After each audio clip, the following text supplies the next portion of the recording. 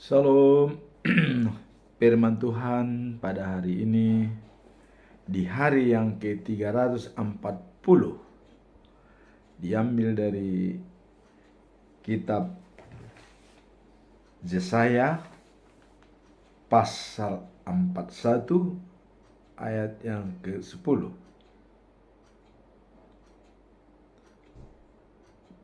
Perikop Allah meyakinkan Israel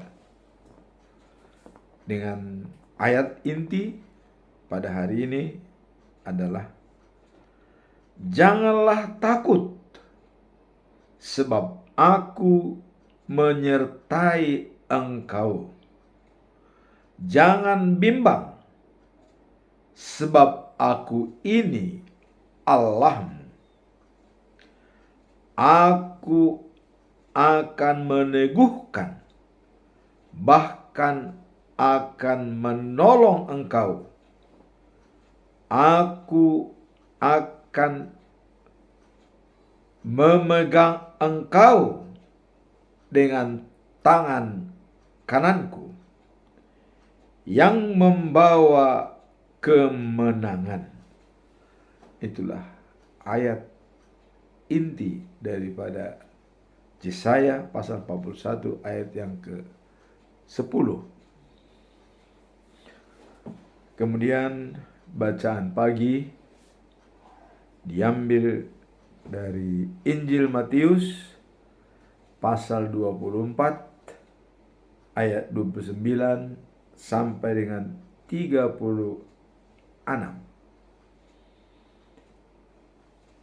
Kedatangan anak manusia tidak ada yang tahu hari dan jamnya. Kemudian bacaan malam diambil dari Ibrani pasal 12 ayat 11 sampai dengan 13. Allah Bapa kita,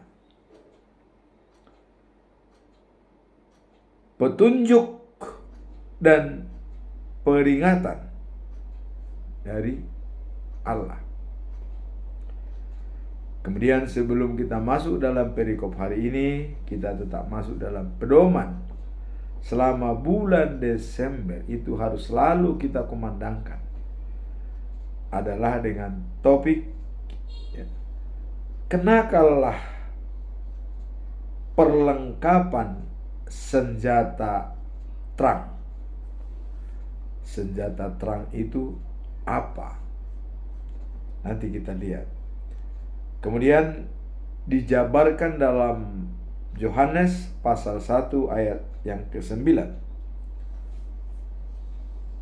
Terang yang sesungguhnya yang menerangi setiap orang sedang datang ke dalam dunia.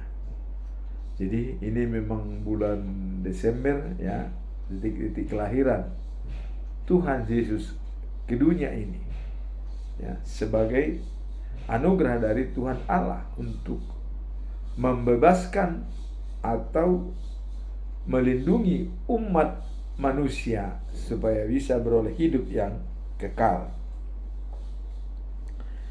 Nah, sekarang perlengkapan senjata terang menerangi setiap orang sedang datang ke dunia. Siapakah senjata terang itu? Kalau kita melihat dalam Yohanes pasal 3 ayat 16 ya. Karena begitu besar kasih Allah akan dunia ini, sehingga Ia telah mengaruniakan anaknya yang tunggal, supaya setiap orang yang percaya kepadanya tidak binasa, melainkan beroleh hidup yang kekal. Nah, di sini masih belum dijelaskan siapa terang itu, tapi Allah mengaruniakan anaknya yang tunggal supaya setiap orang percaya kepadanya tidak binasa melainkan memperoleh hidup yang kekal. Jadi hidup kekal dan abadi yang dijanjikan oleh Tuhan dengan mengaruniakan anaknya Tuhan Yesus Kristus ke dunia ini. Nah, sekarang kita mau lihat pernyataan anaknya yang tunggal itu yang datang ke dunia langsung. Secara langsung pernyataan Yesus, tidak pakai perantara. Langsung Yesus sendiri yang menyatakan dalam Yohanes pasal yang ke-8 ayat 12. Demikian bunyinya. Akulah terang dunia. Jadi kalau tadi kita masih menunggu terang yang datang ke dunia, sekarang Yesus mengatakan, akulah terang dunia. Barang siapa mengikuti aku, ya, dia tidak berjalan dalam kegelapan, melainkan akan mempunyai terang. Jadi perlengkapan senjata perang itu, senjata terang itu adalah Yesus. Jadi dapat kita simpulkan bahwa untuk melawan kegelapan itulah senjata terang.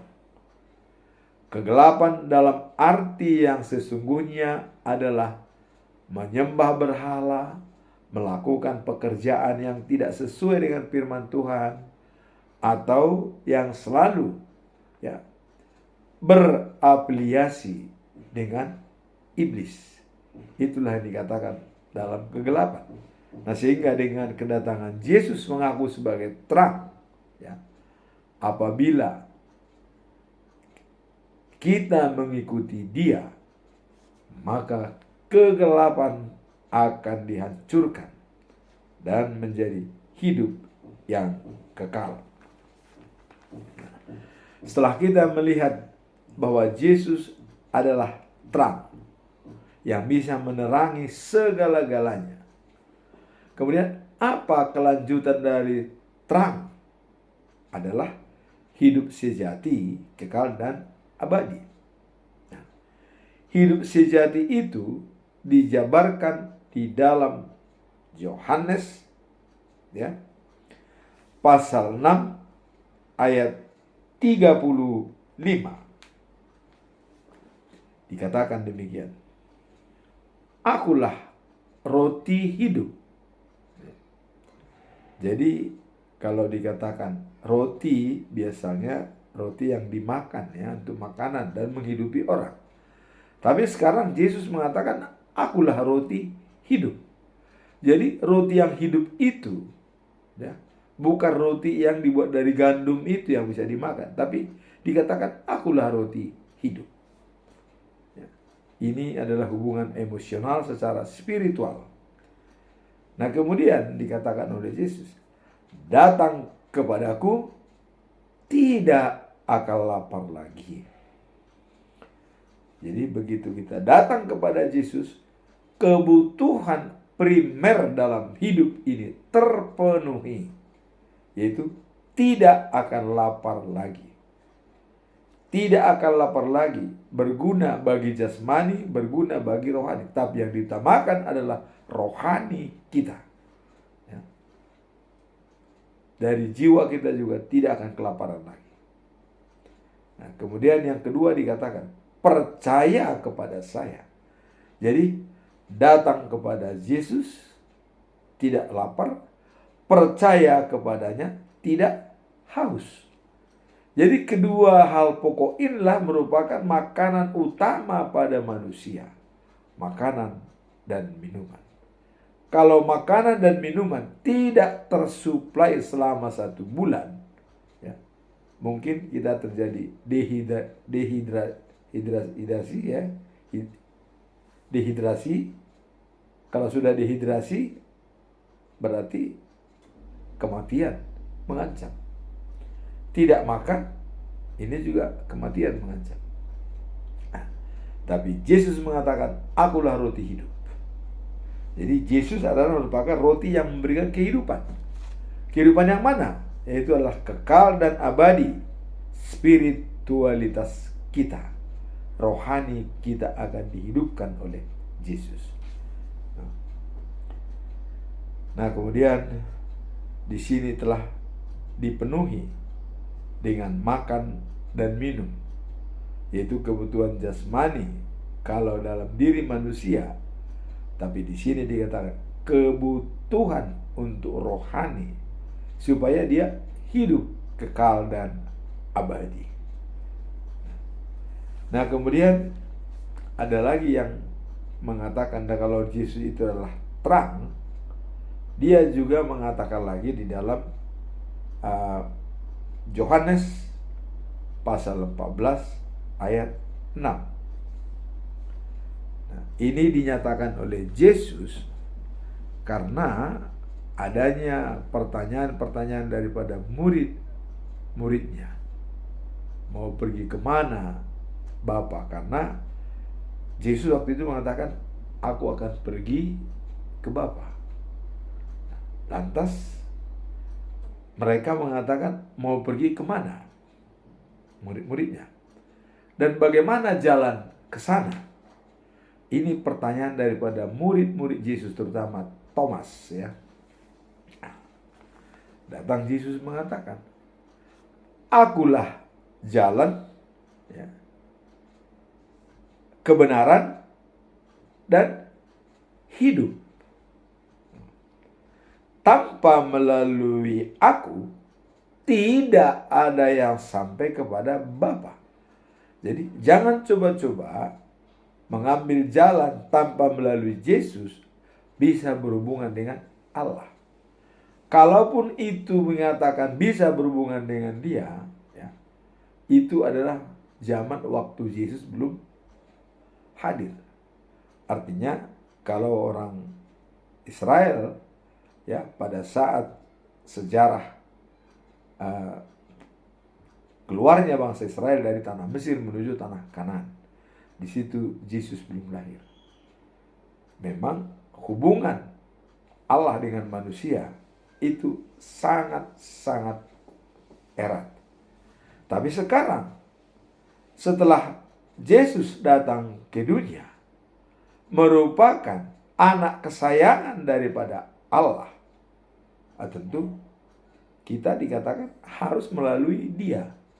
Maka Yesus mengatakan, akulah jalan, kebenaran, dan hidup. Tidak seorang pun yang sampai kepada Bapa tanpa melalui aku. Jadi ini sudah sangat-sangat jelas, ya. Tidak ada jalan lain. Nah, kemudian dapat kita simpulkan di sini, ya, dengan datangnya terang ke dunia ini, ya, dari semua ayat-ayat tadi dapat kita simpulkan bahwa Yesus adalah senjata perlengkapan terang untuk melawan kegelapan. Nah, kalau kita lihat dalam Kejadian 1 ayat 3, Allah berfirman, jadilah terang. Maka terang jadi. Yang diciptakan pertama adalah terang. Nah, tapi itu terang untuk dunia. Tapi Yesus untuk menerangi dunia adalah Yesus. Nah, jadi terang waktu penciptaan Allah dalam Kejadian 1 ayat 3 itu adalah kebutuhan dunia. Tapi di sini Allah mengirim Yesus adalah untuk menerangi dunia yang sudah terang, ya. Jadi menerangi dunia, melawan kegelapan. Jadi ada 4 hal yang bisa kita lihat dari peran daripada Yesus. Pertama adalah sebagai terang untuk menerangi seluruh umat manusia dan alam semesta, ya, terutama menerangi hati dan jiwa daripada semua manusia. Yesus. Nah, kemudian peran yang kedua adalah sebagai jalan. Dia sebagai jalan menuju Bapa di surga. Tanpa melalui dia, tidak ada yang sampai kepada Bapa. Ini harus kita garis bawahi ya. Terus bagaimana orang-orang yang sudah meninggal dulu tanpa melalui Yesus? Yaitu tadi kita katakan ya, bahwa itu hak prerogatif daripada Allah. Ya. Karena pada semua masa-masa itu adalah merupakan hak prerogatif daripada Allah. Karena kuasanya, kasihnya kekal dan abadi. Tapi begitu ada yang diutus dan kepadanya Allah berkenan, kita mau cari kemana lagi? Saya kira cukup. Dengan dasar itu, kita sudah yakin karena dia adalah anak kesayangan daripada Allah. Kalau kita lihat waktu dia dibaptis, dia keluar daripada air, langit terbuka, turun merpati dari atas dan hinggap di atasnya Yesus. Setelah itu ada kata-kata dari surga. Inilah anak kesayanganku, kepadanya lah aku berkenaan, dan ia menyenangkan hatiku. Jadi kalau Allah kepada seseorang yang berkenaan, apakah kita perlu lagi mencari Allah? Enggak. Cukup percaya kepada Yesus. Yesus sudah bisa menyelesaikan persoalan kita. Karena Yesus juga mengatakan, aku berada di dalam Bapa, Bapa berada di dalam aku. Jadi gak perlu lagi kita ragukan. Nah kemudian, karena waktu itu ada pertanyaan Filipus, tunjukkan kepada kami di mana Bapa itu, kata Filipus ya. Kok ayah bilang Bapa? Tidak ada yang sampai ke Bapa tanpa melalui aku. Tunjukkan Bapa itu supaya kami bisa sampai ke sana. Itu kata-kata Filipus. Datang Yesus mengatakan, Filipus, kau sudah lama bersama saya. Tapi kalau pikiranmu masih seperti itu, katanya. Apakah kau tidak tahu? Yesus mengatakan, melihat aku sama dengan melihat Bapa. Terus mau apa lagi? Kau mau ke Bapa tuh mau lihat mana? Mau cari apa lagi? Cukuplah percaya kepadaku, kata Yesus. Datang kepadaku, kamu tidak kelaparan. Nah, jadi melihat aku sama dengan melihat Bapa. Kemudian dalam perumpamaan kayu anggur, dia kata, akulah pokok anggur, kamulah rantingnya. Tapi Allah yang memelihara pokok anggur itu. Jadi Yesus pokok anggur, Allah memelihara, kita rantingnya. Kita bisa berbuah karena pokok anggur. Dan tanpa kita bersama dia, kita bisa berbuah. Coba kalau ranting tidak nyambung kepada pokok anggur, apa bisa berbuah? Nggak bisa. Itulah contoh ya. Kalau Yesus pokok anggur, kita ranting. Kalau kita berada di dalam Yesus, kita akan berbuah banyak. Buahnya apa? Buah-buah roh. Tapi kalau kita tidak berada di dalam Yesus, ranting itu tidak nyambung dengan pokoknya, dari mana buahnya ada? Inilah yang dikatakan itu ya, bahwa bersama Yesus kita akan berbuah banyak. Nah kemudian yang ketiga tadi, Yesus sebagai kebenaran. Artinya kebenaran firman Tuhan. Ya. Jadi pada mulanya adalah firman. Dan firman itu berada di tengah-tengah kita. Itulah Yesus. Nah, jadi kebenaran firman itu adalah Yesus. Karena sudah berada di tengah-tengah kita. Dan itu bisa kita lihat di dalam Alkitab. Ya, sola scriptura. Karena hanya Alkitab lah yang bisa melihat kebenaran firman Tuhan. Jadi Yesus sebagai kebenaran firman. Yang keempat terakhir adalah Yesus sebagai hidup. Akulah roti hidup. Jadi menjamin hidup yang kekal adalah Yesus. Jadi 4 itulah peranan daripada Tuhan Yesus dalam hidup kita masing-masing. Nah, sekarang kita masuk dari perikop hari ini ya. Apa perikop hari ini?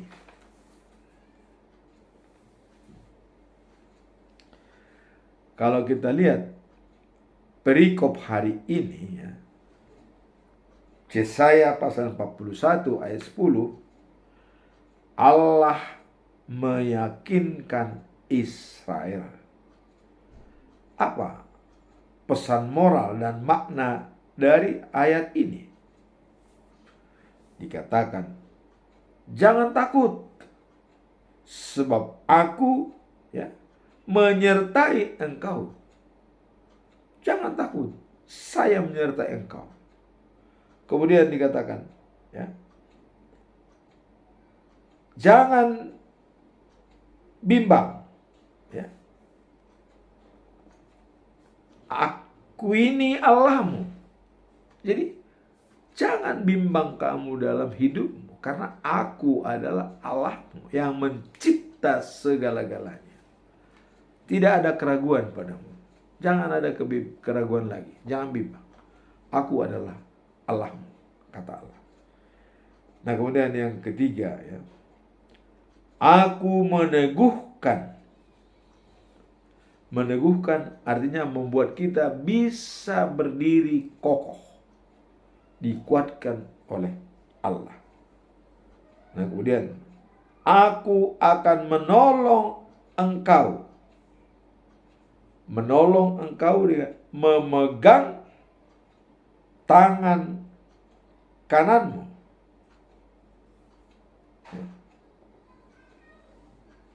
Dan membawa kamu ke kemenangan. Jadi kalau sudah Allah ya, memegang kita dengan tangan kanannya dan membawa kepada kemenangan, apalagi yang kita ragukan? Ya, kita tidak perlu lagi bimbang dan ragu. Bulat percaya kepada Allah yang mencipta langit dan bumi. Nah, ayat ini menawarkan penghiburan kepada setiap orang ya yang merasa takut atau bimbang. Jadi kalau masih ada orang yang masih takut dan bimbang, inilah jaminan dari Allah sebagai menghibur kita. Diberikan penghiburan yang baik sekali ya, dengan menjaga kita dari setiap tantangan, setiap ancaman dari luar. Nah, kemudian Tuhan menjanjikan bahwa Dia akan menyertai dan memberikan kekuatan serta pertolongan. Jadi, Dia akan menyertai, memberikan kekuatan serta pertolongan. Sehingga, setelah itu apa yang mau kita lihat?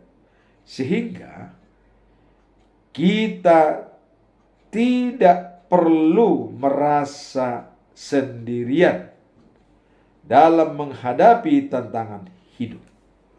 Jadi dengan demikian, karena kita ditolong oleh Allah, jangan lagi kita merasa sendirian dalam melawan tantangan hidup. Ada penolong kita yang setia setiap saat dengan kita. Kemudian dikatakan di sini sebagai nasihat, karena dalam ini ada merupakan Allah kita, dan juga Dia memberikan nasihat dan peringatan.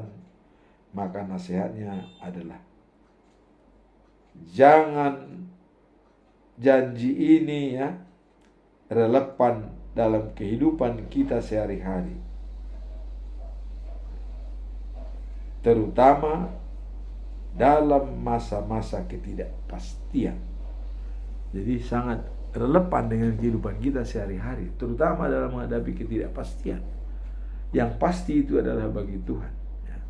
Namun kita juga harus bisa membaca apa pikiran Tuhan.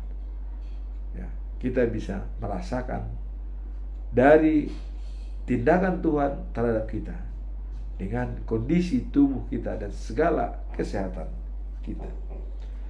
Nah, kemudian dikuatkan dalam Filipi pasal 4 ayat yang ke-6 dikatakan, janganlah khawatir mengenai apapun, dalam segala hal berdoalah dan ajukanlah permintaan kepada Allah dengan mengucap syukur, dan apabila itu kita lakukan, maka damai sejahtera Allah akan berada pada diri kita masing-masing. Jadi tadi dikatakan dalam menghadapi situasi yang sulit, berdoalah dan ajukanlah permohonan kepada Tuhan. Dia akan memberikan kepada kita, dan kita harus selalu mengucap syukur dan memberikan jalan Tuhan Allah masuk dalam diri kita. Itulah baru kita damai sejahtera berada pada kita, diberkati dan dilindungi oleh Tuhan. Nah, sekarang kita masuk dalam bacaan pagi. Bacaan pagi diambil dari Injil Matius pasal 24 ayat 29 sampai dengan 36. Kedatangan Anak Manusia tidak ada yang tahu hari dan jamnya. Kita lihat dalam ayat 29. Tidak lama lagi sesudah kesusahan masa itu. Kesusahan masa itu kemarin kita lihat adanya ajaran-ajaran palsu, membolak-balikkan fakta, dan juga mengatakan di sana Tuhan Yesus, di kamar ada. Itu semua tidak benar, kata Tuhan, itu bohong.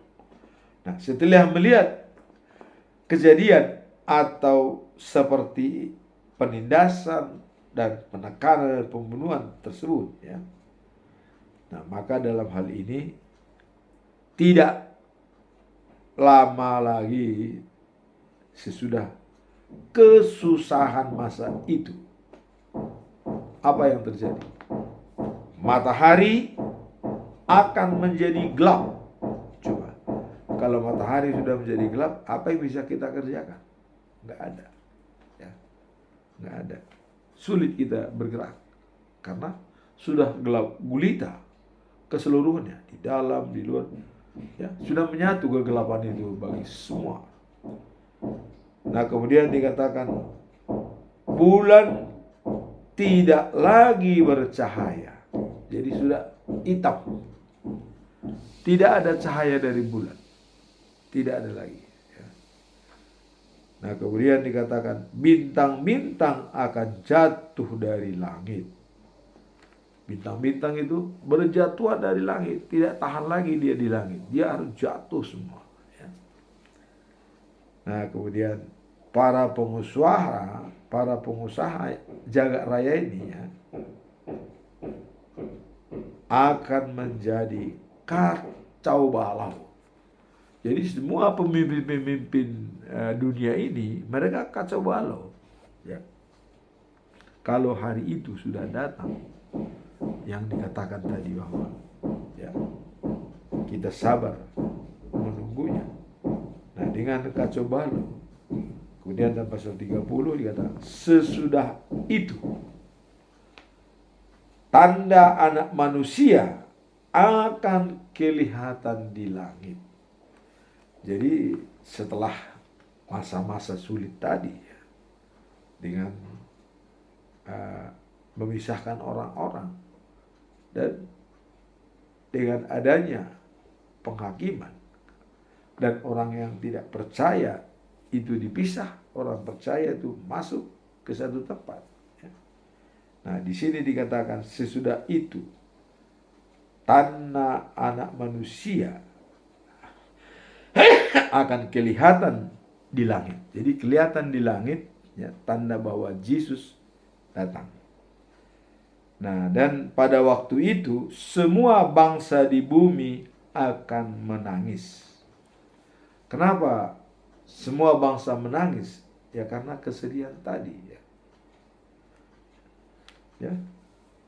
Matahari gelap, bulan tidak bercahaya, bintang-bintang berjatuhan. Apakah tidak menangis manusia-manusia yang masih hidup? Ya, ya sangatlah kesusahan, ya. Nah, kemudian 32, ambillah pelajaran, ya, dari pohon ara. Apa pelajaran dari pohon ara? Kalau ranting-rantingnya hijau dan lembut dan mulai bertunas.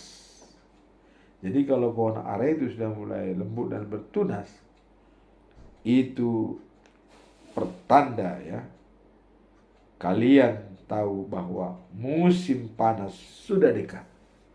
Artinya sudah akan terjadi pergantian musim.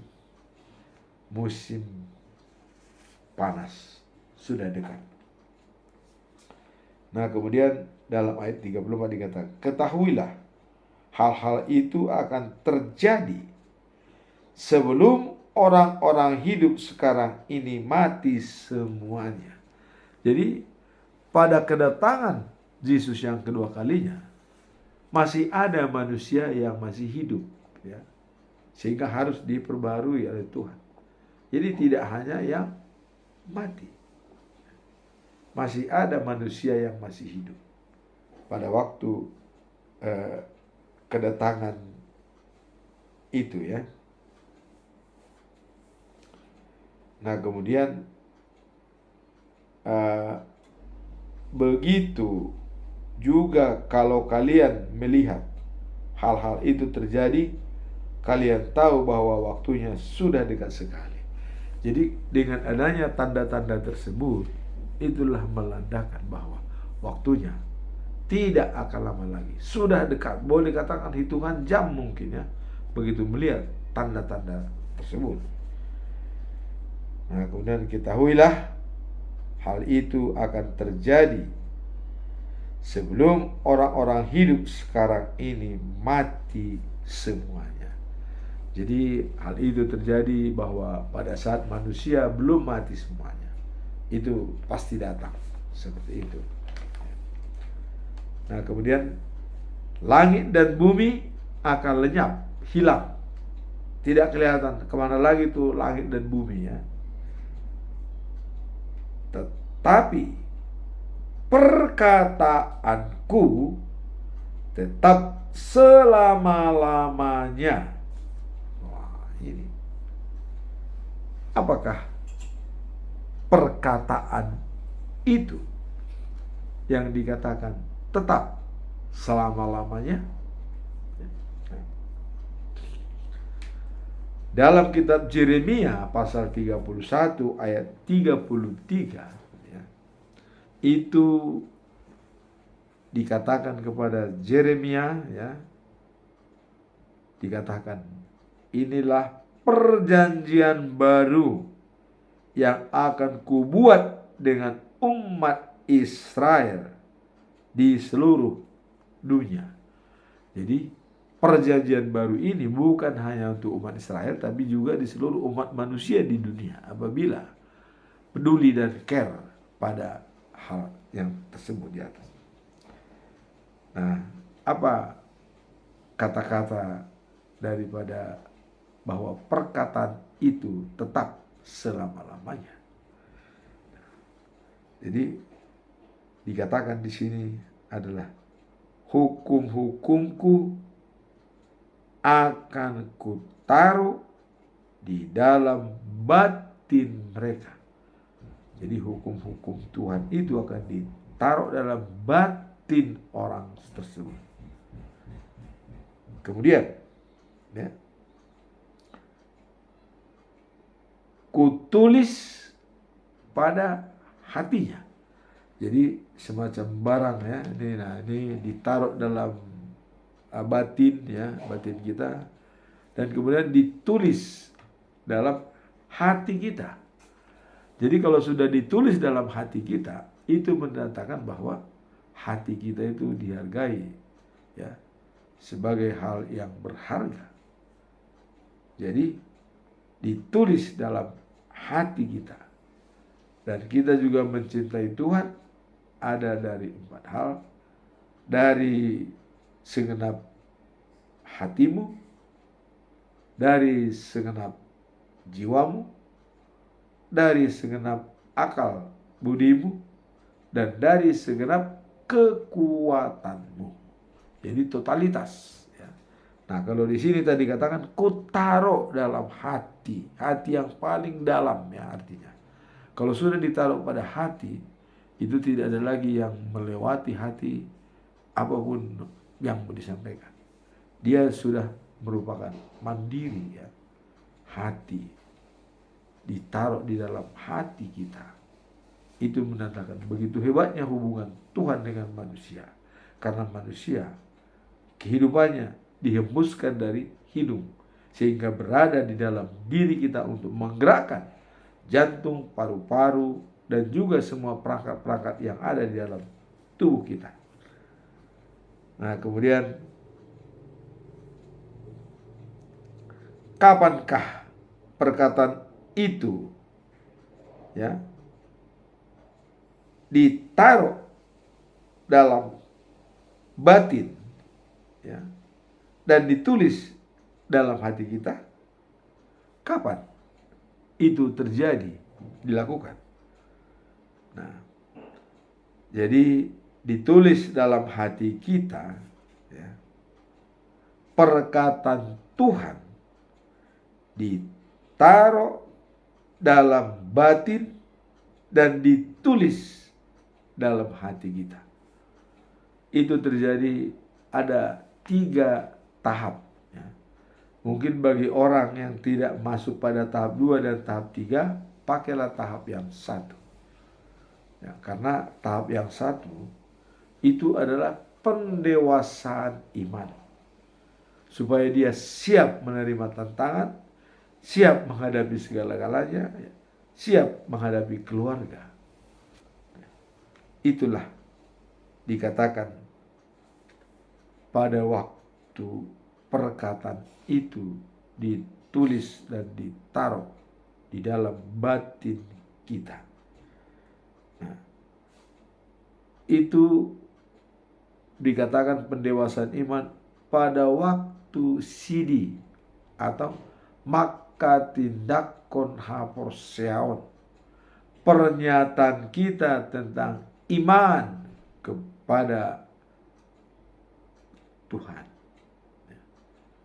Jadi waktu kita sidi itu ada ayat yang diberikan oleh pendeta yang harus kita jabarkan dan kita hafal setiap hari. Karena itulah modal dasar bagi kita untuk membangun kesejahteraan yang ada di dunia ini. Ya. Jadi dikatakan, ya, waktu kita sidi ada ayat tertentu diberikan oleh Tuhan. Dan itu biasa dibacakan oleh para pendeta. Dan seperti contoh, waktu saya sidi, ada ayat yang diberikan yang harus saya ingat setiap saat. Yaitu Yesaya pasal 48 ayat 17b. Demikian bunyinya. Akulah Tuhan Allahmu yang mengajarkan terbaik bagimu dan menjaga engkau di jalan yang kamu tempuh. Itulah ayat sidi yang harus saya hafalkan setiap waktu. Tidak boleh lengah. Mau tidur, ya, mau bekerja, mau makan, harus saya ingat itu. Karena itu adalah yang sudah ditaruh dalam batin saya dan ditulis dalam hati saya. Itu tidak akan bisa kita lupakan. Dan saya yakin semua umat Kristiani pasti melalui CD atau pendewasaan iman. Atau walaupun itu kadang-kadang dipakai untuk baptisan kudus, karena baptisan kudus itu dalam orang-orang yang sebagian itu harus dicelupkan ke dalam air ya. Nah, jadi kita tidak berkelit dalam pandangan ini, tapi yang jelas ya, ditaruh dalam batin kita dan ditulis dalam hati kita. Itulah firman Tuhan waktu kita menerima CD. Nah, kemudian yang kedua, ya, ada juga ayat yang kita terima pada saat kita melangsungkan perkawinan. Ya. Nah, seperti yang diberikan kepada saya waktu kita melangsungkan pernikahan tanggal 14 Mei tahun 1984, diberikan ayat yang khusus kepada berdua yang diberkati oleh Tuhan itu, dan itu ditaruh dalam batin kita dan juga ditulis dalam hati kita. Apa firman? Nah, diambil dari Ibrani pasal 12 ayat yang kedua. Apa yang tertulis dalam Ibrani pasal 12 ayat 2 dikatakan adalah, hendaklah pandanganmu dituju dan tertuju kepada Yesus, sebab dialah yang membangkitkan iman kita dan memeliharanya dari awal permulaan sampai dengan akhir. Jadi tidak henti-hentinya. Tidak henti-hentinya. Artinya kalau kita sudah menuju kepada Yesus, ya, pandangan kita, arahan kita, kiblat kita, ya, kepengikutan kita sudah berada pada satu organisasi, maka ya, kita akan bisa ya, diselamatkan. Karena tadi dikatakan Yesuslah induk daripada semua kepercayaan itu. Dan dialah yang bisa membangkitkan iman dan memelihara iman kita non-stop, terus menerus 24 jam dari awal sampai akhir. Coba kita bayangkan, Tuhan bekerja dalam diri kita 24 jam, mengelola jantung, mengelola paru-paru, mengelola hati, mengelola limpa, mengelola paru-paru ya. Itu. Maka kalau masih ada orang yang bermain-main dengan Tuhan, sudah keterlaluan ya. Nah, kemudian dikatakan bahwa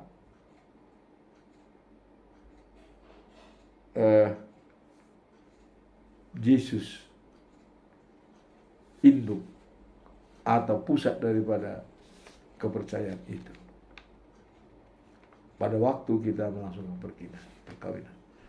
Dan yang ketiga, pada saat kita atau siapapun ditakbiskan sebagai pendeta, sebagai penatua, sebagai pelayan firman, ya, atau siapapun, itu ada ayat yang diberikan, yang ditanamkan kepada pikiran kita, yang harus kita gali sendiri. Contoh, pada saya waktu ditahbiskan sebagai penatua atau sintua, ayat yang saya terima adalah Kisah Para Rasul 5 ya, ayat 29. Jadi Kisah Para Rasul 5 ayat 29, waktu itu Petrus dan Yohanes dan kawan-kawan itu ditangkap oleh kaum guru-guru agama. Dan mereka ditekan dan diperiksa supaya tidak memberitakan firman Tuhan, apalagi kebesaran Tuhan Yesus. Di stop. Inilah larangan daripada guru-guru agama yang berkompeten. Tapi apa jawab Petrus? Dia sangat jelas. Itulah jawabannya dalam kitab Para Rasul pasal 5 ayat 29. Petrus mengatakan, dan rasul-rasul yang lainnya ikut bersama dia. Dan mereka menjawab dengan lantang dan keras. Ya, Petrus menjawab dengan tegas, tidak mundur sedikit pun. Kenapa? Karena yang tadi Tuhan ya melindungi dia dan meyakinkan dia bahwa tidak akan diganggu oleh yang lain. Dengan keberanian ini, ya, Musa membawa bangsa Israel dari Mesir, ya. Nah sekarang Petrus dengan keberaniannya menantang kaum Yahudi yang menekan supaya tidak memberitakan firman Tuhan dengan berita kabar baik dari Tuhan Yesus, tapi ditentang oleh mereka. Dikatakan begini, ya. Kami harus menuruti Allah dan bukan manusia. Ini merupakan penegasan daripada Petrus. Kami lebih takut kepada Allah daripada manusia. Jadi bahasa Bataknya, ikon oloan doiba di debata asa dijolma. Itulah yang tiga tadi bagi kita yang tidak pernah berubah. Dunia boleh hancur, ya, segalanya bisa hilang, tapi perkataan Tuhan yang ditoreh dalam batin kita dan ditulis dalam hati kita tidak akan pernah hilang, abadi selama-lamanya. Dan itulah modal dasar kita untuk menuju the news of Jerusalem, life after life. Dan itu yang ditaruh dalam batin kita dan ditulis dalam hati kita oleh Tuhan Allah. Demikianlah firman Tuhan. Semoga firman ini menguatkan kita dalam hal menghadapi kehidupan sehari-hari. Apapun tantangan kita, Allah tadi mengatakan, aku menyertaimu, menjagamu dengan tangan kananku memegang kau. Kita tidak akan pernah ragu, jangan pernah takut, apalagi khawatir. Ya, tadi dikatakan dalam Filipi 4 ayat 6, jangan khawatir tentang apapun dalam hidup, tetapi sampaikanlah dengan doa, ajukan permintaanmu kepada Tuhan, dan dikatakan selalu mengucap syukur dalam segala hal dan memberikan jalan lapang Tuhan masuk ke dalam diri kita. Amin. Tuhan memberkati kita semua.